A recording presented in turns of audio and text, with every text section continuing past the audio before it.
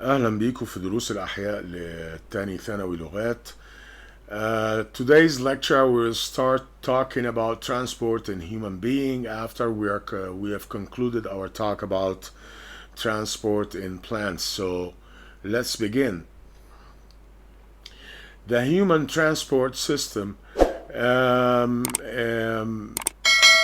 are two systems responsible: the blood vascular system and the lymphatic system. These are the systems who transfer the products of metabolism and absorption all over the body, as well as different hormones and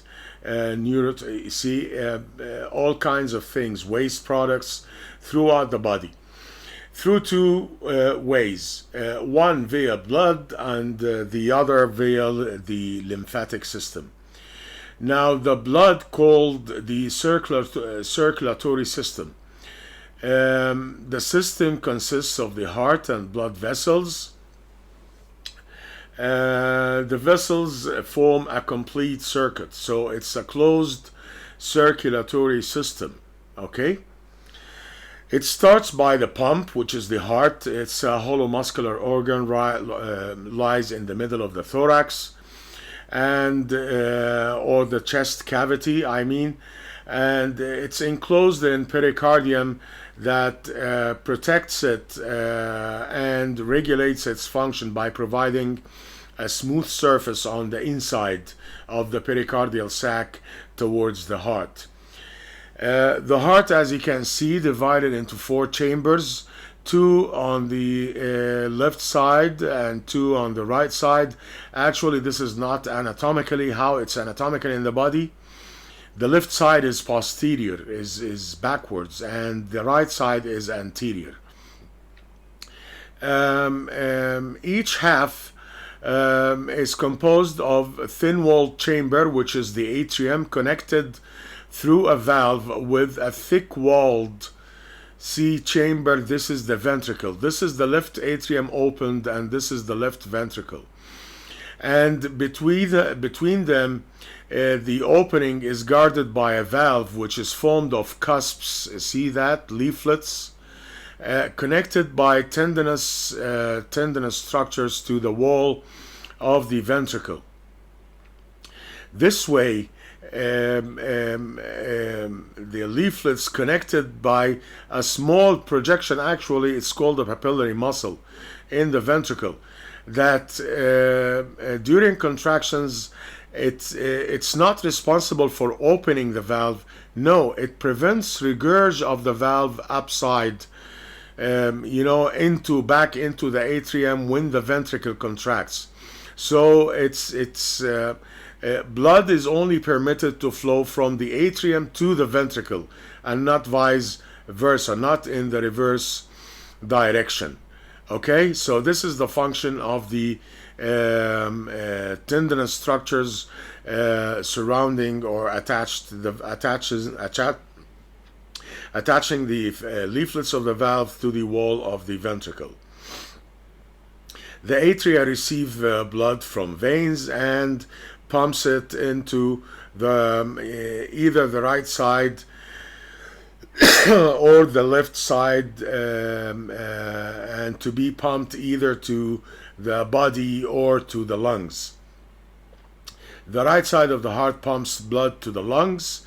The left side of the heart pumps blood to the body. These are the two subtypes of circulatory system, blood vascular system, which is the pulmonary circulation and the systemic circulation. See, this is animation how the heart contracts. The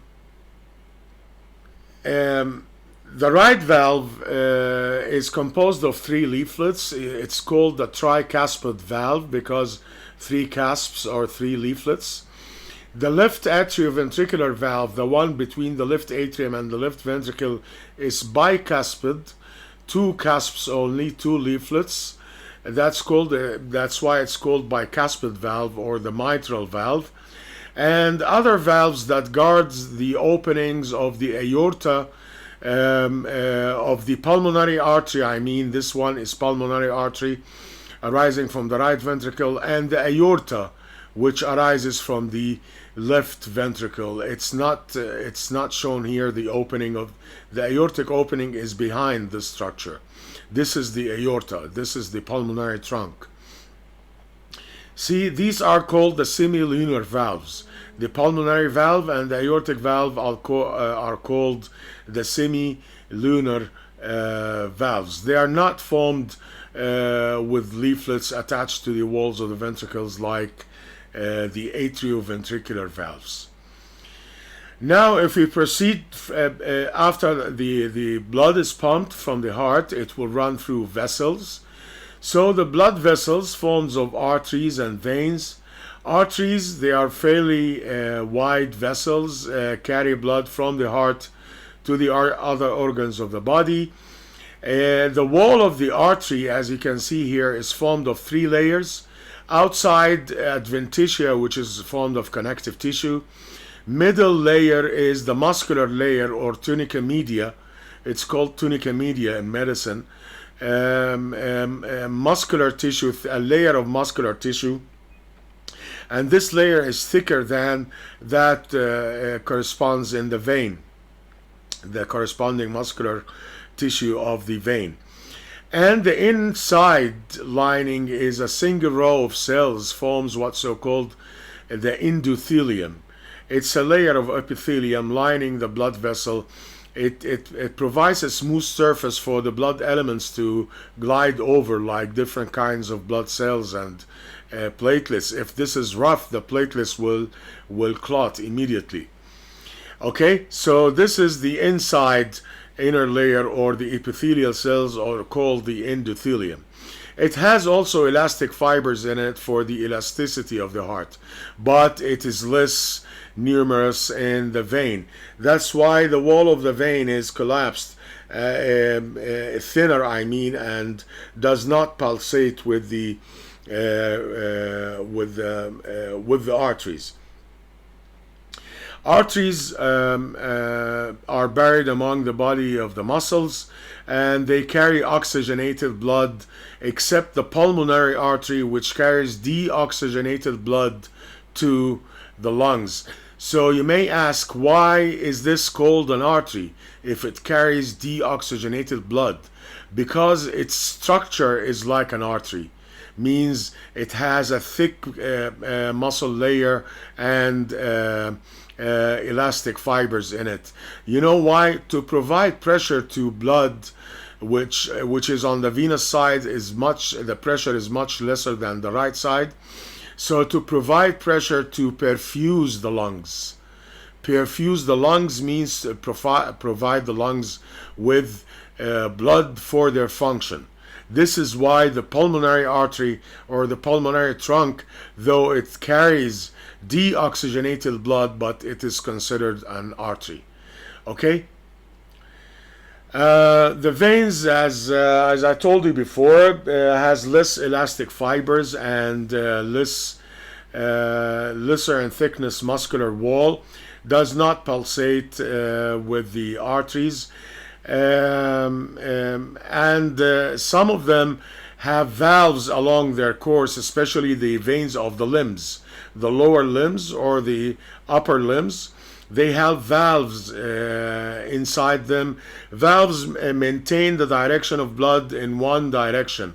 And the one who discovered the valves is one called William Harvey, English doctor, who discovered the blood circulation in the 17th century by, tightly binding, using a tourniquet, a bandage to tie the arm and observe the veins along the vessels.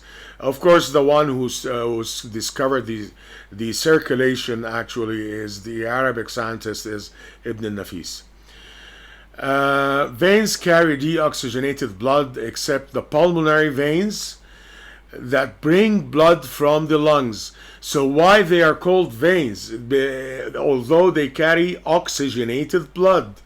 Because their walls are thin, like veins. Why do you want to have the artery that's carrying blood from the blood from the lungs with thin walls to provide a low pressure system to encourage the blood to come out from the lungs. Now you got it. Now the pulmonary trunk, although it carries deoxygenated blood, it's called an artery because it's structured like an artery. Why do we need it structured like an artery? To provide high pressure to perfuse the lung. Okay, what about the pulmonary veins? Pulmonary veins carry oxygenated blood, but they bring blood from the lungs. Why do you need them with thin walled? Why with the structure of a vein? To provide low pressure system to encourage the flow out of the lung. See, because the flow is affected by the pressure gradient. So for rapid transport of blood from the lungs to the left side of the heart and eventually to the whole body. Now the artery and veins, they both divide into smaller ones till we reach the level of the arteriole and the venule, which are connected together by a network of capillaries. See, this is a capillary. The capillary is a single wall made of single row of thin epithelial cells with pores between them. They allow for the exchange of substances, oxygen and CO2. See, on this side, on the arterial side, the blood is still oxygenated. Once it delivers its oxygen and its nutrients, it transforms or starts to carrying CO2 to form the dark blood on the venous side. Okay? The capillary network form a network that covers all the body. All the body areas have networks of capillaries in it for the exchange of different kinds of substances in the blood with the cells according to their needs, and to remove the waste products of these cells as well. Okay, blood. Blood is a liquid tissue. It contains red blood cells, white blood cells, and platelets. It's the principal mean of transport, and it's red viscous fluid. The human body contains 5 to 6 liters of blood on average, and its pH is slightly alkaline, weakly alkaline, 7.4. The blood contains, first of all, plasma, which is the fluid media. It forms around 54% of the blood volume. Contains 90% water, 1% inorganic salts, such as calcium, sodium, chloride, and bicarbonate. 7% proteins and such as albumin, globulin, fibrinogen, and 2% of absorbed food substances like sugar, amino acids, and hormones, enzymes, antibodies, and wastes like urea. This is the contents of the plasma of the blood, the fluid medium of the blood. Now, the cellular elements of the blood, first of all, the red blood corpuscles. They are not called cells, red blood cells. It's a mistake to call them red blood cells because they are not nucleated. So that's why they are called corpuscles. They are, it's the most abundant type of blood cells. 4 to 5 million in males, 4 to 4.5 million in females. The lifespan of each RBC, red blood corpuscle or erythrocyte, is 128 days. That's 4 months before it's destroyed and replaced. And they circulate around 172,000 circulations. They are produced from the bone marrow. They are round, concave, as you can see here, biconcave, and non-nucleated. They contain hemoglobin. The hemoglobin has protein and iron in it, which gives rise to the blood's red color. And in the two lungs, the hemoglobin combines with oxygen to form oxyhemoglobin, which is light red in color, as you can see here. This is arterial blood. The oxyhemoglobin carries oxygen to the different types, different regions of the body, and comes back carried with carbon dioxide, forming carboamino hemoglobin, which is dark red in color, as you can see here. This is a specimen of venous blood, and this is a specimen of arterial blood.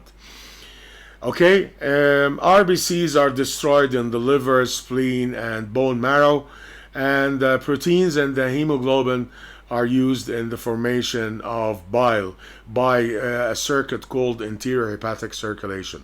But you will take this later in medicine, inshallah. Okay, I hope this is this is what you should know about the RBCs.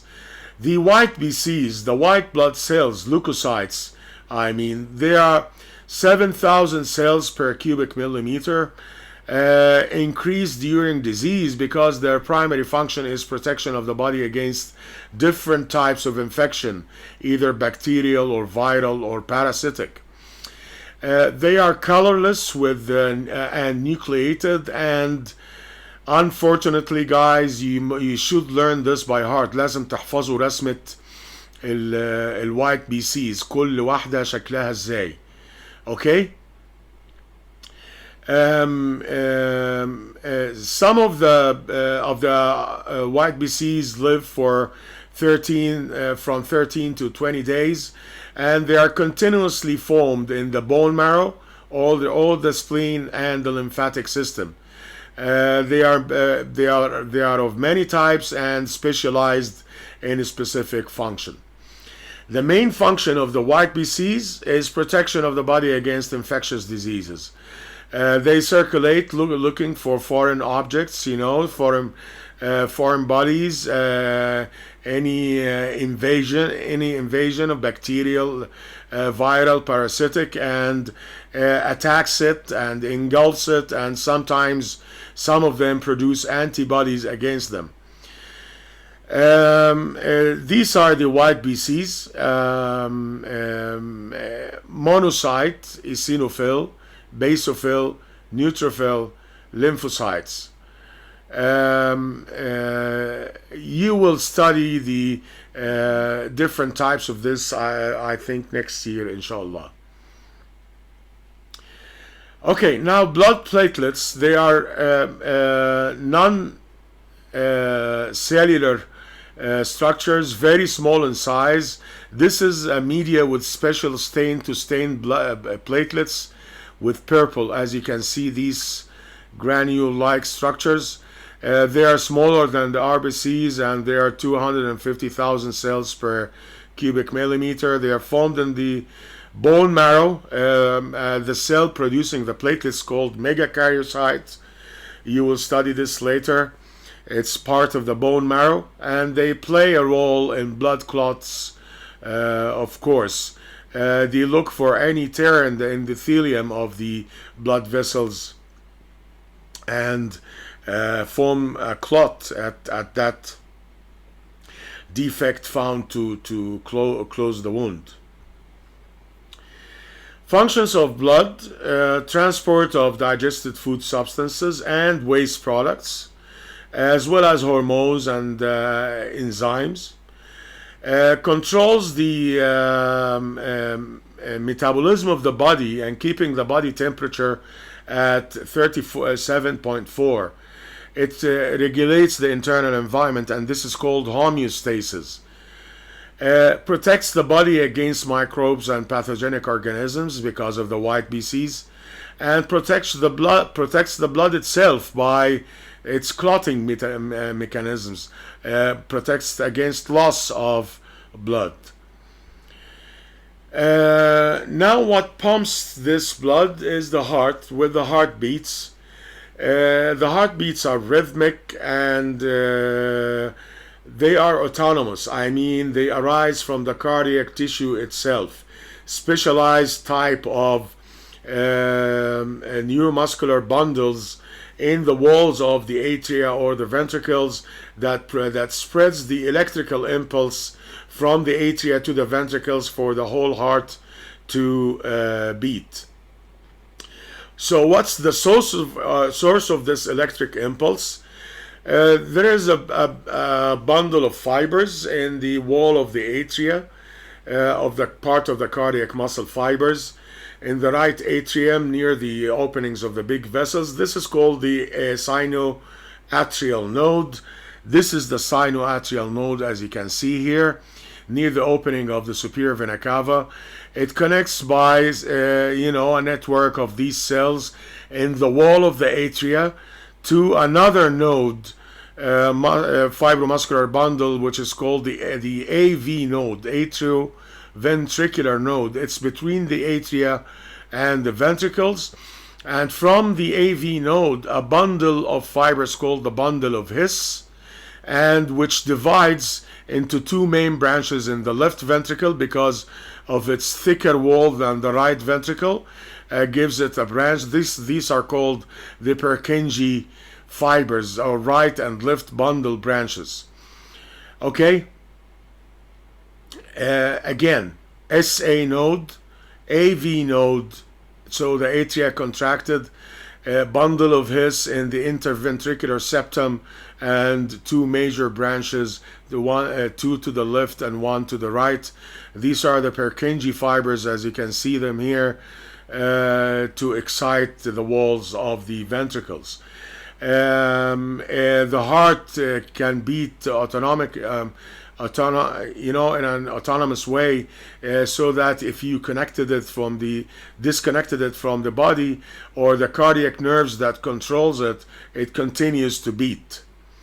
If it's put in a suitable medium like saline. The sinoatrial node is the pacemaker of the heart, because actually it has the highest rate but regulated by nerves. It provides the 70 beats per minute, which is the regular rate of the heart, and connected by two nerves. One lowers its pace, and one increases its pace. The one that increases is called sympathetic, and the one that decreases is called parasympathetic. And actually, this makes the heart beats change according to physical and physiological or psychological state of the body. For example, the heart beats lower down during sleep because the parasympathetic is dominant, and increases when waking up again. It's lowered also in grief, and increased in joy, increased in severe physical exercise or physical effort. Okay. If you listen to the heart, this is called cardiac auscultation. You will recognize two sounds. One is low pitched, called lub dub. The heart is they represent the heart sounds like lub dub, lub dub, lub dub.